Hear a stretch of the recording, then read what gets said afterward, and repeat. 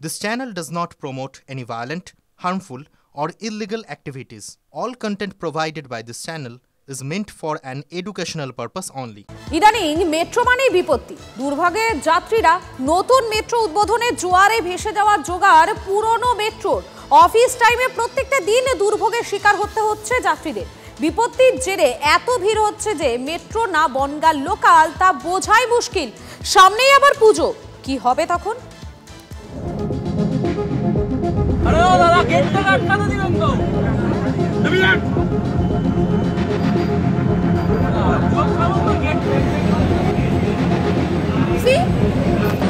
যাত্রীদের উদ্দেশ্যে জানানো হচ্ছে যে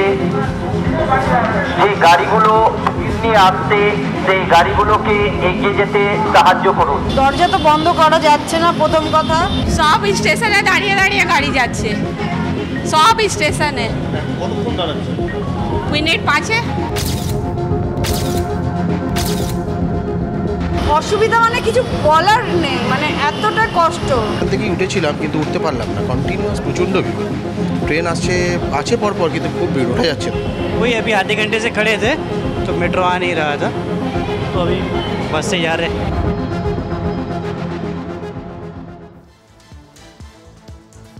যাত্রীদের প্রতিদিন সমস্যা হচ্ছে, কিন্তু কেন এরকম হচ্ছে? টিভি9 বাংলায় মেট্রোর আসল অসুখ খুঁজে বের করেছে। আসল সমস্যা লুকিয়ে কবি সুভাষ স্টেশনে।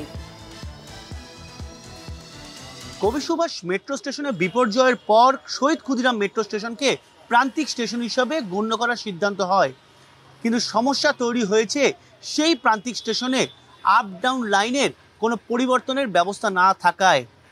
স্বাভাবিকভাবেই যে মেট্রো রেকগুলি মূলত ডাউন লাইনে আসছে সেগুলো কবি সুভাষ মেট্রো স্টেশনে পৌঁছতে হচ্ছে এবং সেখানে গিয়ে আপ লাইনে পরিবর্তন করতে হচ্ছে। এর ফলে ডাউন লাইনে আসা এবং আপ লাইনে থাকা বেশ কয়েকটি মেট্রো রেক পরপর দাঁড়িয়ে পড়ছে লাইনের ওপরে। টালিগঞ্জ অর্থাৎ মহানায়ক উত্তম কুমার থেকে শহীদ ক্ষুদিরাম পর্যন্ত এই সমস্যার জেরে নিত্যদিন দুর্ভোগের মুখে পড়ছেন সাধারণ যাত্রীরা। মেট্রো গর্ব, কিন্তু মেট্রো এই ইদানিং কিছু ট্রাভেল দিচ্ছে, যেমন ফুটঘাটে আজকে 8 ঘন্টা ধরে আটকে গেছি মেট্রোর মধ্যে। প্রচুরই ভিড় হচ্ছে, মানে রীতিমতো শ্বাস নেওয়া যাচ্ছে না। যাদের অ্যাজমা প্রবলেম, মানে আমাদের মতো মানুষ খুব কষ্ট করে। রোজই যাচ্ছি, রোজই প্রবলেম হচ্ছে, স্লো হয়ে যাচ্ছে, আসছে না, দাঁড়িয়ে থাকছে, অনেক প্রবলেম ফেস করতে হচ্ছে। মাঝে মধ্যে মহানায়ক উত্তম কুমার স্টেশন থেকেই ফিরিয়ে দিতে হচ্ছে দক্ষিণেশ্বরের দিকে, অর্থাৎ চরম দুর্ভোগে পড়ছেন অফিস যাত্রীরা। যাচ্ছে না তো, নামিয়ে দিয়ে বললো যে এখানে ট্রেন খালি করে দিতে, এখানে থামিয়ে দিয়েছে। এবার আগের ট্রেনটাও ক্যান্সেল। আমি গড়িয়ায় কবি নজরুল মেট্রো স্টেশন, এখানে এটাই হয়ে গেল। টালিগঞ্জে মেট্রোর কামরা খালি করতে বললো, এখন তো আবার অটো ধরতে হবে।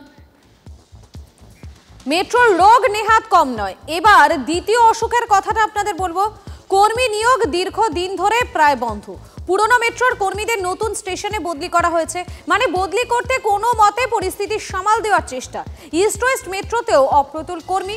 ইস্ট ওয়েস্ট মেট্রোর এসপ্ল্যানেড স্টেশনে 2 শিফট মিলিয়ে 8 জন কর্মী, শিয়ালদাতে 2 শিফট মিলিয়ে 18 জন কর্মী। বুঝতেই পারছেন কি অবস্থা।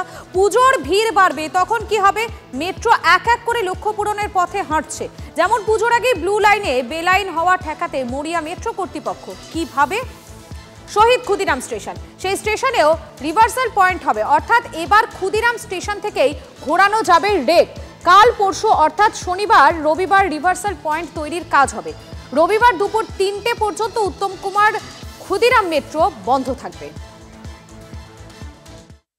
মেট্রোর তরফে জানানো হচ্ছে যে আগামী 30শে আগস্ট রাত 11টা থেকে 31শে আগস্ট দুপুর 3টের মধ্যে এই সমস্যার সমাধান করা হবে, কারণ শহীদ ক্ষুদিরাম স্টেশনে মূলত রিভার্সাল পয়েন্ট তৈরি করা হবে। কিন্তু তাতে কি আদৌ সমস্যা মিটবে? মেট্রো আধিকারিকরা বলছেন এই সমস্যা এত দ্রুত মেটার নয়, কারণ যে ধরনের পরিকল্পনা নেওয়ার কথা ছিল তা নেওয়া হয়নি, যে কারণেই আপ ডাউন লাইনের ট্রেন পরিবর্তনে গিয়ে হোঁচট খেতে হচ্ছে মেট্রো রেলের চালকদের। আর অরেঞ্জ লাইনে আরেক অসুখ। চিংড়িহাটায় যানজট কেমন হয় যারা ভোগেন তারাই একমাত্র জানেন। সেই চিংড়িহাটায় মেট্রো স্টেশন তৈরি, কিন্তু তারপরে স্টেশন চালু হলেও নাকি চিংড়িহাটা মেট্রো স্টেশন চালু হবে না। কিন্তু কেন? দেখুন। প্রথম জট ইএম বাইপাসের উপর। ক্যাপ্টেন ভেরির দিক থেকে আসা রেল সেতু এবং চিংড়িঘাটার দিকের রেল সেতু জোড়া বাকি, মাত্র 366 মিটার। তার জন্য ইএম বাইপাস বন্ধ রাখতে হবে। আরভিএনএল অনুমতি চেয়েছিল, কলকাতা পুলিশ অনুমতি দেয়নি। নবদিগন্ত থেকে সিটি সেন্টারের মধ্যেও জমি জট। 22শে অগস্ট মেট্রোর মেগা রিলিজের আগে আক্ষেপ করে মেট্রো রেলের জেনারেল ম্যানেজার বলেছিলেন, को अगर स्टेट गवर्नमेंट से पूरी मदद मिली होती और हम लोग और एक 13 किलोमीटर चालू कर सकते थे, 13 किलोमीटर मोर। নতুন জট আন্ডারপাস। চিংড়িহাটার গৌরীকিশোর ঘোষ স্টেশন তৈরি, কিন্তু 366 মিটারের সমস্যা মিটে রেল সেতু জুড়ে গেলেও গৌরীকিশোর ঘোষ স্টেশন খুলবে না। রাজ্যের দাবি চিংড়িহাটায় ভিড় নিয়ন্ত্রণে আন্ডারপাস বানিয়ে দিক মেট্রো। মঙ্গলবার আদালতে শুনানির আগে গুরুত্বপূর্ণ চিঠি মেট্রো। মেট্রো জানিয়েছে আগে আন্ডারপাস বানিয়ে দেওয়া হবে, তারপরই গৌরকিশোর ঘোষ স্টেশন খুলবে, অর্থাৎ নলবন আইটি সেন্টার খুলে গেলেও চিংড়িহাটায় ওঠানামা করা যাবে না।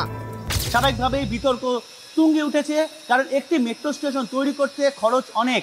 সেখানে একটি মেট্রো স্টেশন তৈরি হয়ে গেল এবং সেটাকে চালু করা হবে না শুধুমাত্র রাজ্যের খামখেয়ালি পড়ার জন্য, এমনই অভিযোগ মেট্রোর আধিকারিকদের। বিনিয়োগ হলো এই এন্টায়ার পথটা তৈরি করার ক্ষেত্রে এই কানেক্টিভিটিটা যদি এনশিওর করা না যায়, তাহলে এই টাকাটা যদি ব্যাংকেও কেউ রেখে দিত 5 বছর, তার ফিক্সড ডিপোজিট অন্যরকম হতো।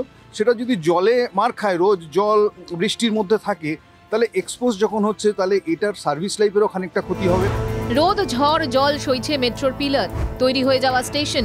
এদিকে রাস্তার যানজটে ঘাম ঝরছে জনতার, সুরাহা দুরাস্ত।